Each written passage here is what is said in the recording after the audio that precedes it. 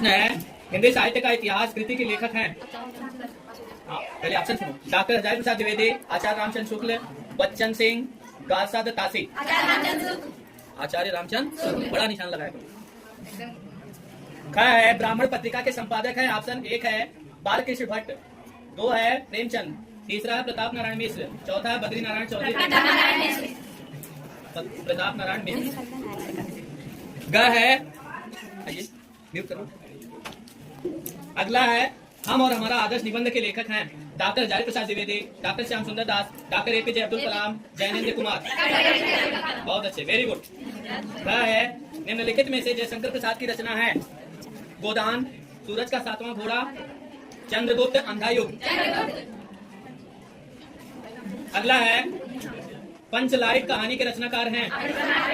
Option एक है जयनेंद्र कुमार, दो है शिवानी, तीन है फणीश्वरनाथ रेडो, चार है अमरकांत। काल नाम दिया है। नंबर एक है आचार्य रामचंद्र शुक्ल, नंबर दो हजारी प्रसाद द्विवेदी ने, तीसरा है डॉक्टर श्याम सुंदर दास ने, चौथा है आचार्य महावीर प्रसाद द्विवेदी। दूसरे का ख है, कबीर दास के गुरु का नाम था। ऑप्शन एक है नरहरि दास, नंबर दो वल्लभाचार्य, नंबर तीन रामानंद, नंबर चार विठलनाथ। रामानंद। अगला प्रश्न है, रीतिकाल को कलाकाल नाम दिया गया है। आचार्य विश्वनाथ प्रसाद मिश्र ने, आचार्य मम्मट ने, रामशंकर शुक्ल रसाल ने, आचार्य रामचंद्र शुक्ल ने। रामशंकर शुक्ल रसाल।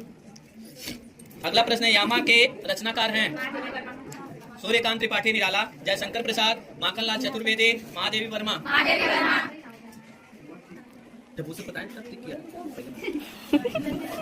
अगला है, नौका विहार रचना है। नंबर एक जयशंकर प्रसाद के, नंबर दो सुभद्रा कुमारी चौहान के, नंबर तीन सुमित्रा नंदन पंत के, नंबर चार महादेवी वर्मा की। तीसरा प्रश्न है, ध्यान से सुनिए सभी लोग, ध्यान पर आधारित निम्नलिखित प्रश्नों के उत्तर दीजिए। मातृभूमि पर निवास करने वाले मनुष्य राष्ट्र का दूसरा अंग है। पृथ्वी हो और मनुष्य न हो तो राष्ट्र की कल्पना असंभव है। पृथ्वी और जन दोनों के सम्मिलन से ही राष्ट्र का स्वरूप संपादित होता है। जन के कारण ही पृथ्वी मातृभूमि की संज्ञा प्राप्त करती है।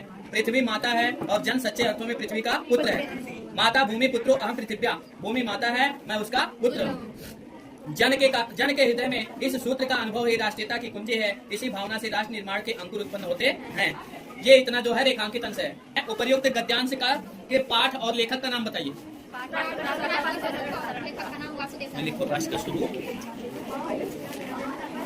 पाठ का नाम है राष्ट्र का स्वरूप और लेखक कौन है? वासुदेव शरण। बहुत अच्छे।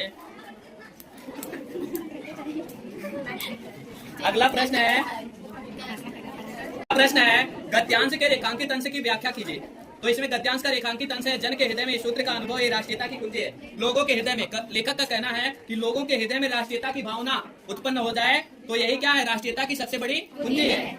इसी भावना से राष्ट्र निर्माण के अंकुर उत्पन्न होते हैं। सभी के अंदर अगर राष्ट्रीय भावना उत्पन्न हो जाए तो राष्ट्र का निर्माण संभव हो सकता है। ग है, राष्ट्र की कल्पना कब तक असंभव है? देखिए यहाँ, पृथ्वी हो और मनुष्य न हो तो राष्ट्र की कल्पना क्या है? असंभव है। पृथ्वी हो और मनुष्य न हो तो राष्ट्र की कल्पना असंभव है। तीसरा प्रश्न है, चौथा, पृथ्वी कब तक मातृभूमि की संज्ञा प्राप्त करती है? जन के कारण ही पृथ्वी मातृभूमि की संज्ञा प्राप्त करती है। अगर पृथ्वी रहे लोग न रहे तो कौन माता कहेगा? पृथ्वी कोई कहेगा नहीं। और लोग रहे पृथ्वी न रहे तो लोग रहेंगे कहाँ? नहीं रहेंगे ना, रहे जो आकाश। दोनों मिलकर क्या करते हैं? पृथ्वी और जन दोनों सम्मिलित होकर राष्ट्र का स्वरूप बनाते हैं। राष्ट्र का स्वरूप संपादित करते हैं या राष्ट्र का स्वरूप का निर्माण करते हैं। बहुत अच्छे। दिए गए पद्यांश के आधार पर निम्नलिखित प्रश्नों के उत्तर दीजिए। तो चलिए देखिए, पहले हम पद्यांश को पढ़ते हैं, उसके बाद उत्तर देंगे। लज्जाशीला पथिक महिला जो कहीं दृष्टि आए, होने देना विकृत बचना तो न तू सुंदरी को, जो थोड़ी भी श्रमित वह हो गोद ले श्रांति खोना, होठों की और कमल मुख की म्लान लाए मिटाना, जो ही मेरा भवन तस्तु अल्प आगे बढ़ेगे। उधर देखो कौन बोला। शोभा वाले सुखद कितनी मंजू कुंजे मिलेंगे, प्यारी छाया मृदुल स्वर से मुंह लेंगी तुझे वे, तो भी मेरा दुख लत वहां जाना विश्राम लेना। तो सबसे पहले प्रश्न हम करते हैं, सभी लोग बोलो। प्रस्तुत पद्यांश के कवि और पाठ का नाम बताइए। पाठ का नाम पवन दूतिका और कवि अयोध्या सिंह उपाध्याय। दूसरा प्रश्न है, रेखांकित अंश की व्याख्या करना है। लज्जाशीला पथिक महिला जो कहीं दृष्टि आए, यहाँ से रेखांकित अंश है म्लानताएं मिटाना। तो यहाँ देखिए लज्जाशीला पथिक महिला जो कहीं दृष्टि आए, पौनदूतिका से कौन कहती है? राधिका कहती है कि हे पौनदूतिका, यदि रास्ते में तुझे या मार्ग में तुझे कोई लज्जाशील स्त्री दिखाई दे, होने देना न विकृत वसना तो तू सुंदरी को, तो उसके सुंदर वस्त्रों को तू मत उड़ाना। जो थोड़ी भी श्रमित वह हो गोद ले स्नांतिक होना।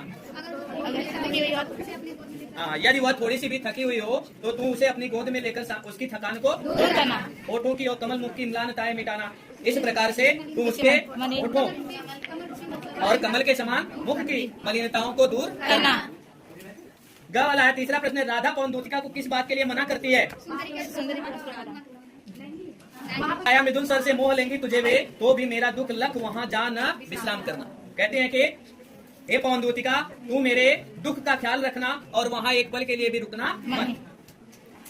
घ है अल्प तथा मंजू शब्दों के अर्थ लिखे। अल्प थोड़ा, मंजू माने लताएं। अंगा है लज्जाशीला पथिक महिला के लिए राधा पौनदूतिका को क्या समझाती हैं? हाँ, राधा कहते हैं कि हे पौनदूतिका, तू उस लज्जाशील स्त्री के वस्त्रों को मत उड़ाना। पांचवें प्रश्न में निम्नलिखित में से किसी एक लेखक का साहित्यिक परिचय देते हुए उनकी प्रमुख रचनाओं का उल्लेख कीजिए। अधिकतम शब्द सीमा 80 शब्द है और इसमें 2 भागों में अंक विभाजन हुआ है। पहला भाग 3 अंक जीवन परिचय पर और 2 अंक किस पे है? रचनाएं पर। 5 अंक का यह प्रश्न है, इनमें से किसी एक को करेंगे तो 5 अंक मिलेगा।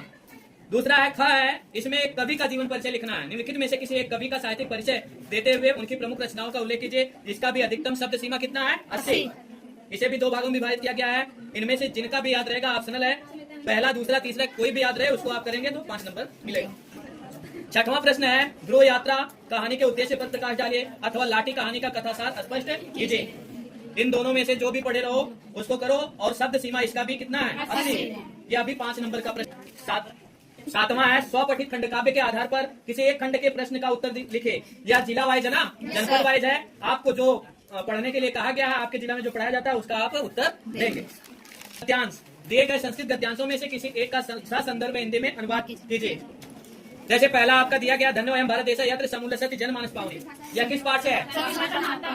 संस्कृत भाषा या बहुत अच्छे। दूसरा है, बौद्ध युगे में सिद्धांत वैयक्तिक जीवन से अभ्युत्थानाय प्रयुक्तासन पंच से सिद्धांत। ख है, अब ये तो क हो गया गद्यांश और संस्कृत में ख भी है पद्यांश। इनमें से किसी एक श्लोक का संदर्भ सहित अनुवाद लिखना होगा। न चौर हार्यम न राज हार्यम न भातृभाजम न च भारकार। किस पाठ से? सुभाषी रत्नानी। दूसरा है, काव्य शास्त्र विनोदेन कालो गच्छति दीनता। 9वां प्रश्न है, निम्नलिखित मुहावरों और लोकोक्तियों में से किसी एक का अर्थ लेकर वाक्य प्रयोग कीजिए। जैसे आंख भर आना, दुखी होना, इसका वाक्य प्रयोग आप अपने शब्दों में करेंगे। दूसरा, आग लगाकर तमाशा देखना, चोरी करना, झगड़ा लगाना। ग है, समर्थ को नहीं दोष गोसाई, जो समर्थ है जो शक्तिशाली है उसको कोई दोषी नहीं मानता। घ है, अपने पैरों पर खड़ा होना, स्वावलंबी होना। गद्यांश पर आधारित निम्नलिखित प्रश्नों के उत्तर दीजिए। इसको यह गद्यांश आपको पढ़ाया नहीं गया है, लेकिन आपको प्रश्न इसी गद्यांश में से निकालना है। और यह प्रश्न कितने नंबर का है? 5 नंबर का। इन 2 गद्यांशों में से किसी एक को पूरा करेंगे, तीनों प्रश्नों को करेंगे तो 5 नंबर कंप्लीट और फिक्स रहेगा, क्योंकि ये पढ़ाया तो गया नहीं है। यह इसमें चलाकी इस पर होनी चाहिए। प्रश्न है, निम्नलिखित शब्द युग्मों का सही अर्थ चयन करके लिखिए। कृत, कृति, किया हुआ रचना, किया हुआ और रचना। बहुत अच्छे। दूसरा है, भवन भुवन, घर संसार। तो में से किसी एक शब्द के 2 सही अर्थ लिखे। बीज, शिखा, अनल, किसका लिखे हो? शिखा।